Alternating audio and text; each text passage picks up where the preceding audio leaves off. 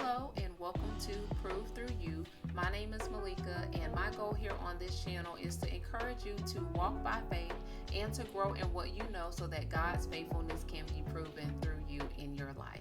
Now, for the month of August, we have been doing two separate segments.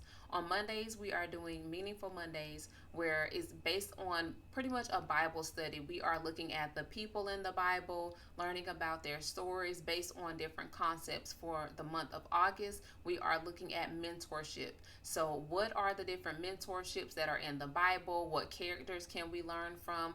What is God trying to tell us about mentoring? How can we carry ourselves as a mentor or a mentee? Now, on Thursdays, we have Thoughtful Thursdays, where we are going to be taking practical steps in our everyday life. And for the month of August, we are looking at business and corporate tasks. So we've already covered job searching skills. We have two videos covering that. But today's topic is going to be centered around resumes.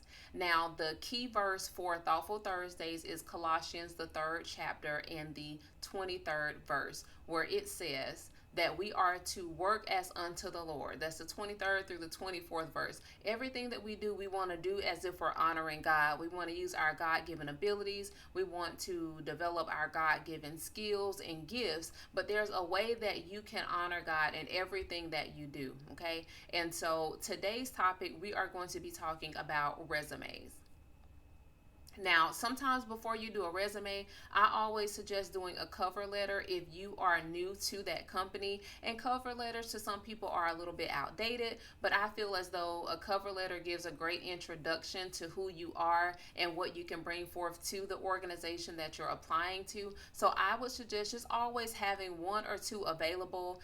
You can do a generic one based on certain fields. So if you're in the medical field, you can kind of standardize one as opposed to going from a medical field to a retail field to maybe a field of law. Those may require three different letters. But if you are going to an entry-level medical position to a mid-level medical position, some of those key terms and phrases could be the same. But I always just encourage you to have a cover letter or two already prepared in case there is an option to upload one online, or in case you have the opportunity to bring that along in your resume for your interview, which we'll talk about in another video.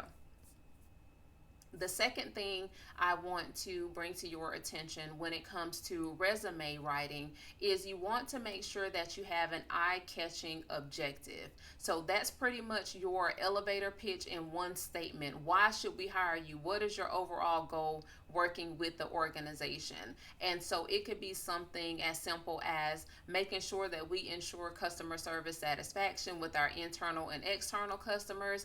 It could be to make sure that I'm meeting the stringent time frames and deadlines with various project management skill sets in order to enhance the customer engagement within your organization. So something short, sweet, to the point, maybe 15 words. 15 to 20 words or less. Try to definitely keep it at least to one sentence, no more than two sentences, to just state a clearly defined objective, because that's also going to get their attention. Now, it may go without saying, but I'm going to say it anyway. Make sure that the email address that you have is a somewhat professional one. We don't want it to say skanky something something or pimp daddy blah blah blah. Make sure it's professional, maybe first name, last name, first name and a couple of numbers, Mr., Miss, Mrs., whatever it is you need to say, but make sure that it's professional. And then the telephone number, you want to make sure that you have a working telephone number. If not, there are certain services. I know that Google Voice also offers an additional free Wi-Fi number, but just make sure that you have a number that works, or you have your number forwarded to a working number, so that when those opportunities do arise, you have a way for the recruiting person to get in touch with you. Now, so those are the two things that I didn't think need to be mentioned, but just in case, you want to make sure you have a decent or professional looking email address. And then you also want to make sure that the number that you have on your resume is one that is working or one that is always going to be accessible to you. Whether they have to do a voicemail and you call them back later, they may not know if that's your number or not. But if you are using someone else's number, make sure that the voicemail that is set up is either the generic one that's already there or it sounds like a professional one, so that you are able to call the HR representative back when that job opportunity does in fact come for you. One of the third things I want to talk about are current relatable tasks. Now, when there is an influx of resumes that come through to the corporations, most likely they are going to go through a scanner. There's some type of program in place where it's going to scan through a multitude of resumes and is looking for keywords. Okay, keywords. Now, before we talk about what exactly that means, I do want to go back to the current relatable tasks. If you are applying for a banking position and maybe you have banking experience from 5 years ago, even though that may not be your current position, when they see your banking experience, make sure that those same requirements that they are looking for are at the top of your skill set for that banking position. So even if you left the banking field maybe 5 years ago, if they are looking for someone who has, I don't know, no leave of absence, who was able to close 50 accounts, who's been recognized by the district manager, if that is you, put those three at the very top of your banking experience. Don't put it down at the bottom, so that those tasks and those responsibilities and that skill set would catch the recruiter's eye once it passes to them from the program system. Okay, so anything that you are currently doing, you want to make sure that that's listed at the top of your skill set for that particular position. Now, sometimes we can let the job title dictate what we are and are not willing to apply for. But if you really think about it, in your position, you know what day-to-day tasks you do.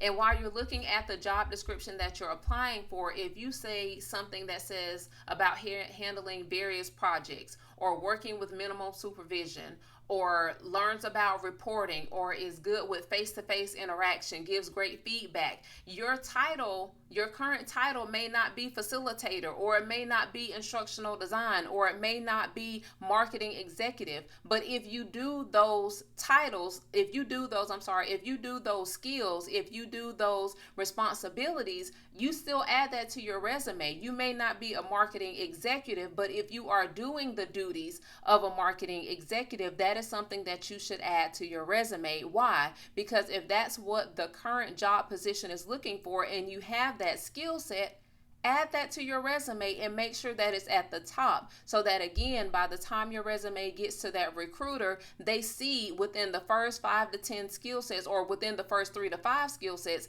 that you have what they are looking for in the current position. Now, what I'm not telling you to do is lie.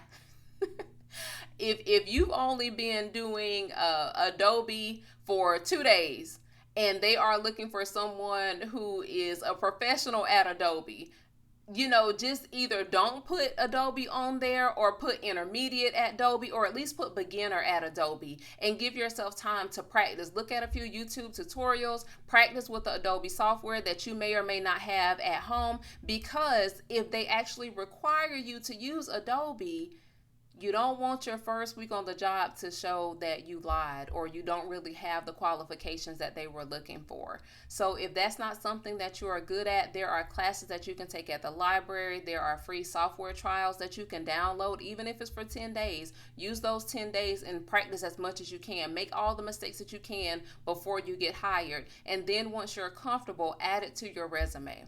Okay, and so whatever current relatable tasks that you have, you want to make sure that those are highlighted within the first 3 to 5 skill sets of your current position or your previous positions.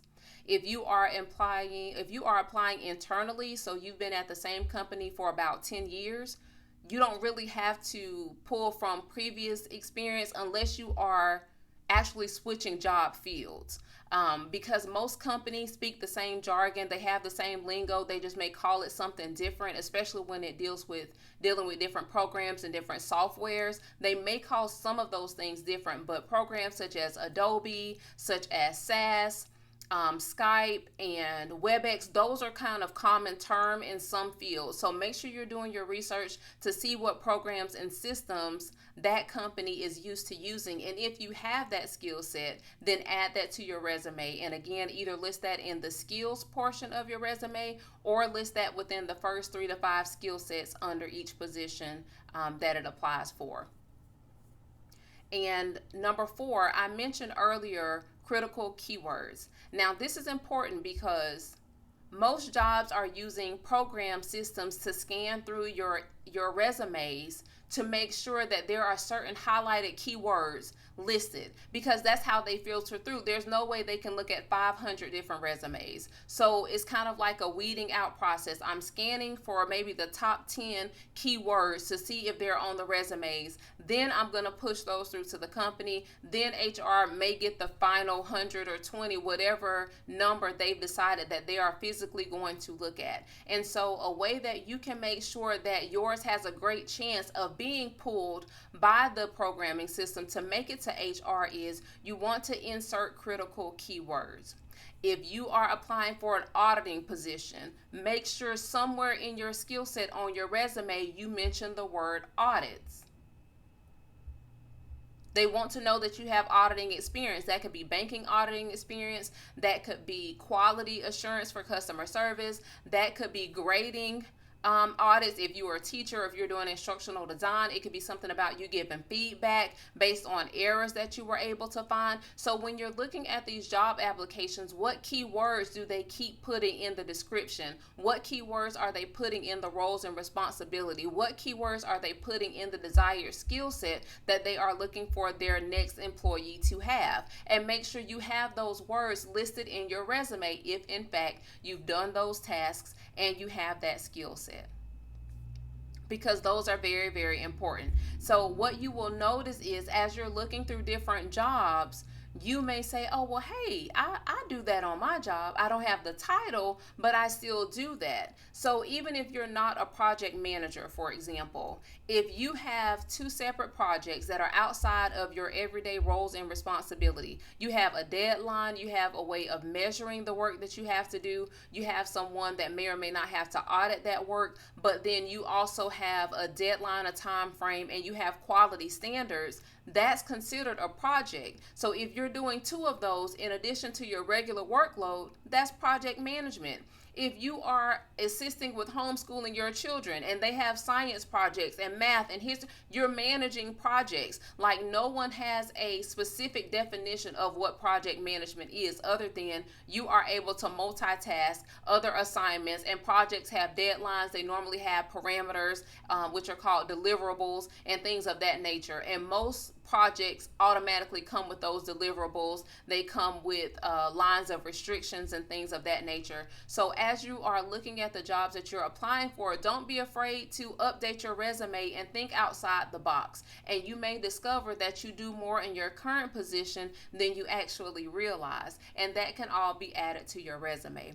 But again, you want to make sure that whatever critical words are being highlighted in the job posting, whatever critical skill sets, if you have those, make sure that somewhere you verbalize that in your resume and that it's at the top of the skill set. So if they are looking for someone with account reconciliation and you have that in banking, but you have 10 other skill sets, don't make it number 10. Put it up to the first 5 so that when that HR representative looks at your email and they look at your resume, they don't have to go all the way down to the bottom. They will see within the first 5 skill sets, you have that auditing, you have that bank reconciliation, you have great customer service skills, and you have strong project management as well as great oral and verbal and written communication skills, because you have to be able to speak with people. You have to know how to engage with people. They want to know that you're good under pressure. They want to know that you have great time management skills.